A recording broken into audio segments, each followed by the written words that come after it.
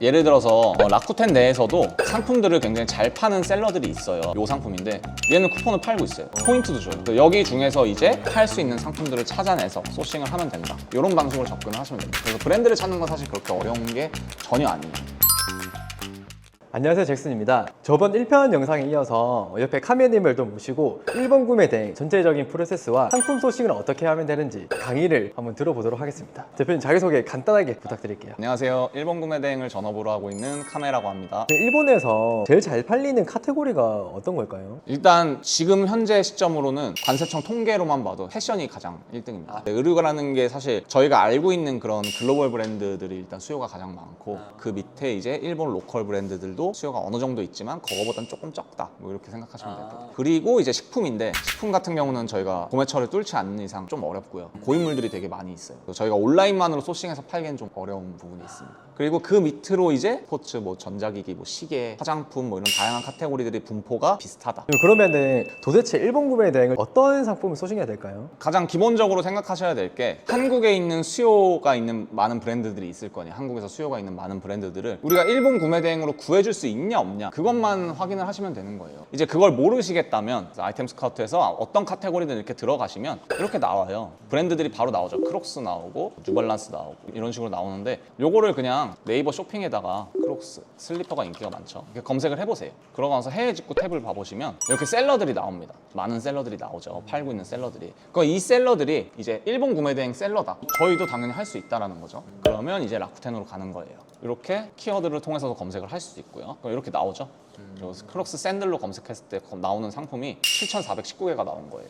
여기 중에서 이제 팔 수 있는 상품들을 찾아내서 소싱을 하면 된다. 이런 방식으로 접근을 하시면 됩니다. 그래서 브랜드를 찾는 건 사실 그렇게 어려운 게 전혀 아니에요. 그럼 라쿠텐만의 특징이 좀 있을까요? 예를 들어서 라쿠텐 내에서도 상품들을 굉장히 잘 파는 셀러들이 있어요. 특정 카테고리에서 잘 파는 셀러들이 있는데, 라쿠텐 밑으로 내려보시면 이렇게 카테고리들이 쭉 나오거든요.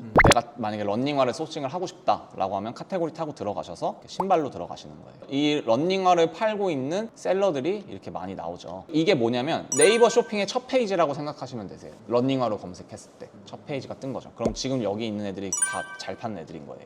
그러면 이제 뭐 언더아머 공식도 나오고 이런 셀러들이 나오는데, 이런 셀러들이 보통 이렇게 쿠폰을 많이 넣고 팔아요. 그래서 이 상품을 한번, 이 상품에 품번이 있죠. 이렇게 검색을 다시 해보면 이 상품인데, 지금 방금 걔죠. 얘는 쿠폰을 팔고 있어요. 포인트도 줘요. 18,000원 포인트 주고 10% 쿠폰까지 줘요. 근데 얘는 없죠. 그러니까 이런 경우들이 있는 거예요. 그러니까 잘 파는 셀러들이 가격도 더 저렴하게 주고 이런 걸 좀 이용할 줄 알아야 된다. 그럼 이런 브랜드 제품이 정품 소명을 해줘야 되는데 소명하는 방법이 있을까요? 정품 소명은 그렇게 어렵다고 생각하시는데 굉장히 간단해요. 어떤 제품을 사야 되는 상황이에요. 예를 들어 가장 먼저 불안하잖아요. 이게 정품인지 아닐지 사실 초보 입장에서 판단하기가 어렵잖아요. 그러면은 이 셀러 자체를 클릭해서 들어가 보는 거예요.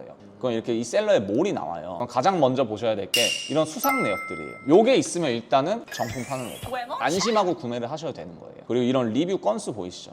얘가 팔고 있는 전체 상품에 대한 리뷰가 12만 5천 건이 있다는 거예요. 이런 것들도 스토어에 입증하실 때 쓰시면 돼요. 캡처를 하셔서. 그리고 또 밑으로 이렇게 내려보시면 이렇게 이 매장 사진이 다 나옵니다. 카테고리별로 매장을 운영해요. 굉장히 큰 업체죠. 이런 것도 사진을 찍어서 보내는 거예요. 근데 만약에 내가 들어갔는데 사진도 없고 아무것도 없어, 잘 모르겠어, 그러면 이 매장에 주소가 있습니다. 그 주소를 구글에 검색을 하세요. 검색을 하셨을 때 여기는 이제 매장 이미지가 없었지만 구글에서는 그 주소로 검색하면 걔네 스토어 이름이 달린 매장 이름이 나오는 경우들이 있어요. 그러면 그것도 입증이 가능하다. 그 구매를 해서 인보이스 주잖아요. 그걸로는 소명 안 되나요? 그 인보이스가 주문 내역서잖아요. 주문 내역인데 거기에 이제 적혀 있는 스토어 이름 같은 게 만약에 나이키 공식이다 이러면 괜찮은데, 이런 모르는 일본 업체다라고 하면은 스마트 스토어나 쿠팡 입장에서는 그래서 거기가 어딘데 라고 생각할 수 있는 거예요. 그래서 저희가 설명을 해줘야 되는 거죠. 여기 이런 데야, 어떤 곳에서 구매를 했고 여기가 매장도 운영하고 좀 좋은 데다, 이런 것들을 좀 입증을 해야 된다는 거예요. 중국 구매 대행은 지식재산권이라고 해서 지재권의 이슈가 굉장히 많거든요. 일본 구매 대행은 브랜드 제품을 많이 다루는데 그런 지재권 이슈는 많이 없어요? 지재권 이슈가 거의 없다고 보시면 됩니다. 근데 이제 가끔 문제 생기는 경우가 뭐냐면, 이제 상표권 아니면 이미지 저작권 문제, 이 두 가지가 생기는데, 대형 브랜드들이 상표가 이제 각 나라에 있을 거 아니에요. 이 상표가 한국에 이제 뭐 총판이 있거나 있거나 뭐 이렇게 있겠죠. 내가 어떤 상품을 검색해서 들어갔을 때 어떤 브랜드를, 그럼 여기 공식이 있을 거 아니에요. 이걸 팔고 있는. 이 상품의 제조사를 보는 거예요. 이렇게 들어가서. 그럼 이제 제조사가 이제 나오죠. 제조 국가가. 한국만 아니면 되겠네요. 한국만 아니면 이제 팔 수 있다라고 생각하시면 됩니다. 그리고 뭐 유니패스에서도 다 확인을 할 수 있어요. 유니패스 치고 들어가시면 이렇게 나와요. 정보조에 가셔서 통관 정보 들어가셔서 상표권 세관 신고 정보가 있어요. 그럼 제가 내용 증명을 받았던 게 비비안 웨스트우드를 제가 좀 많이 팔았었는데 그걸로 내용 증명을 받았었거든요. 한국에서. 이렇게 치시면 이렇게 나와요. 이걸 눌러보시면 이렇게 나오죠. 국내 상표권자랑 외국 상표권자가 동일인이고 병행 수입 가능하다. 근데 병행 수입 가능하다는 건 구매 대행도 가능하다는 얘기거든요. 그러면 그냥 파시면 돼요. 그래도 모르겠다. 그럼 팔고 있는 셀러들이 있나 보시면 돼요. 네이버 쇼핑에서 다양한 사람들이 많이 올렸나. 그럼 이제 좀 안전하다라고 생각하시면 되고. 그럼 브랜드 제품은 품절이나 재고 문제가 심각하다고 들었거든요. 이거는 어떻게 재고를 찾을 수가 있어요? 일단 만약에 라쿠텐에서 도저히 재고를 못 찾겠다라고 한다면 어떤 상품을 들어가셔도 보시면 이렇게 다 품번이 있어요. 물론 품번이 없는 카테고리도 있겠죠. 그런 경우는 키워드로 검색을 하셔야 되는데 어쨌든 이런 품번이 있고 여기가 재고가 지금 다 빵이에요. 그럼 이거를 구글에 검색을 하시면 돼요. 근데 구글에 검색을 하시기 전에 여기 보시면 설정이 있습니다. 설정을 하셔서 검색 설정을 누르셔서요. 여기서 기타 설정에서 언어와 지역을 1번으로 바꿔주시는 게 좋습니다. 그럼 일본어로 바꾸면 검색되는 엔진이 또 네, 다르겠네요. 일본 거 위주로 나오는 거죠. 사이트도 그렇고. 그렇게 하시고 나서 이 품번을 여기다가 검색을 하시면 이제 이 상품을 팔고 있는 일본 내에 온라인 사이트들이 다 나오는 거예요. 아마존도 나오네요. 네, 아마존도 나오고 또 제가 정품 소명으로 말씀드렸던 이 스토어가 외부에서 또 운영을 하고 있는 거죠. 이미지로 보셔도 되고 그냥 사이트로 보셔도 되고 그렇게 다양하게 나오는 거예요. 여기서 재고가 남아 있다면 들어가서 그럼 거기서 구매를 하시면 되는 거죠. 중국 구매 대행은 상품명을 지을 때 보통 판매 이력이 있는 키워드를 조합해서 넣거든요. 일본은 브랜드 위주로 많잖아요. 그럼 상품명은 어떻게 짓는 게 좋아요? 일단 기본적으로 상품명 짓는 프로세스는 되게 쉬운데 브랜드를 가장 먼저 넣으시고요. 제일 앞 키워드는 제일 앞 브랜드로? 키워드로 브랜드를 넣으시고 그 뒤에는 그 브랜드 상품의 시리즈가 있어요. 시리즈. 네, 그 시리즈를 넣으시고요. 그 다음에 키워드를 넣으시고요. 런닝화라면 남자 런닝화. 뭐 이런 식으로 넣으시고 좀 더 붙이고 싶으시면 뭐 마라토나 뭐 이런 것도 조깅화 이런 거 키워드를 넣으실 수 있고 그러고 나서 맨 뒤에다가 품번을 붙이시면 돼요. 품번을. 근데 이제 만약에 이래도 모르겠다라고 하면 이 품번으로 한번 검색을 네이버에 해보시는 거예요. 이걸 이미 잘 팔고 있는 셀러들이 있을 거거든요. 예를 들어서 이 셀러가 굉장히 많이 팔았다고 생각을 해볼게요. 그럼 그걸 그냥 이걸 그대로 갖다 쓰셔도 되고요. 그냥 그대로 넣어도 되나요? 팔았다면 그 사람이 팔았다면 판매 이력이 있다면 이력이 있다면 그 사람이 그 제목으로 판 거니까 상세 페이지나 뭐 이런 것 모든 게 다 연관이 돼 있겠죠. 뭐 광고를 돌릴 수도 있지만 어쨌든 제목을 그렇게 짓고 팔았다는 거잖아요. 그럼 그걸 그냥 쓰셔도 되는 거예요. 만약에 없다면 만약에 이 품번으로 검색했는데 너무 부지런해서 내가 가장 먼저 올렸어. 비교할 사람이 없는 거예요. 그러면 여기다가 나이키 런닝화로 검색을 하시는 거예요. 그럼 나이키 런닝화를 잘 팔고 있는 셀러들이 나오죠. 그럼 여기서 시리즈만 빼고 품번만 빼고 쓰시는 거죠. 그냥 얘네가 잘 팔고 있는 키워드로 뭐 그렇게 접근을 하셔도 되고. 그러면은 상세 페이지는 번역 안 하고 올리시나요? 상세 페이지는 이 라쿠텐이 오래된 사이트잖아요. 옛날 사이트기도 하고 오히려 그런 게 더 좋은 게 뭐냐면 이미지랑 설명이 다 각각이에요. 이렇게.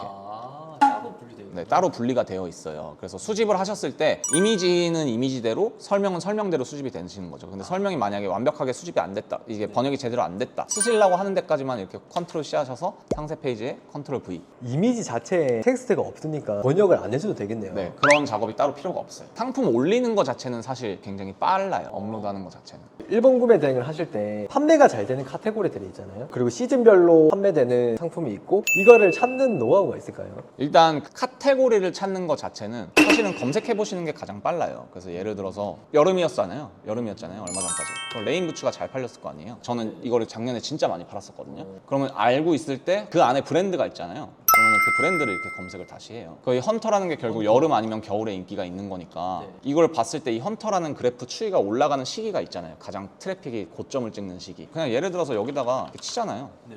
그럼 이렇게 나와요. 언제 가장 이 툴을 쓰시는구나. 네네. 뭐 언제부터 올라가는지 나오죠. 그러면은 사실 저희가 이때 가장 트래픽이 높잖아요. 이 헌터 레인부츠라는 게. 그럼 7월이 가장 높다라고 하면 한 6월 초중순부터 들어가면 되는. 굳이 막 몇 달 전부터 들어갈 필요는 없고. 왜냐면은 그 트래픽이 가장 높을 때 미리 올리면은 사실 이때 재고가 없는 경우들이 있어서 그때 당시에 올려도 돼요, 사실. 바로 그러니까 시작할 때 이때 딱 올려도 되겠네요. 네, 상품을 다양하게 깔면 되는 거라서. 그러면은 상품 업로드를 프로그램 사용해서 업로드 하시나요? 네, 지금은 프로그램 사용하고 있습니다. 어떤 방식을 선호를 하실까요? 저는 반자동을 일단 선호를 하고요. 지금 퍼센티를 이용해서 수집을 하고 있죠. 수집을 하고 이제 스마트 스토어나 쿠팡이나 이런 데로 전송을 하는 거고, 그럼 대량이랑 수동은 안 해보셨어요? 둘 다 해봤어요. 전부 다 해봤는데 수동은 제가 왜 했었냐면 이제 처음 구매 대행을 시작했을 때 라쿠텐을 수집할 수 있는 솔루션이 없었어요. 그래서 어쩔 수 없이 이제 수동을 했어요. 아마존은 됐었는데 저는 아마존에서 소싱을 안 해서 이제 라쿠텐을 하기 위해서 수동을 했었는데 이제 나왔죠. 얼마 있다가 나와서 이제 그때부터 반자동으로 이제 바꾼 거고, 대량은 이제 했었는데 관리가 좀 어렵더라고요. 아까 설명드렸듯이 한 상품을 많은 셀러가 팔아요. 재고가 되게 제각각이잖아요. 그러면은 대량으로 수집해서 올렸을 때 재고 없는 셀러 거 수집하면 올려봤자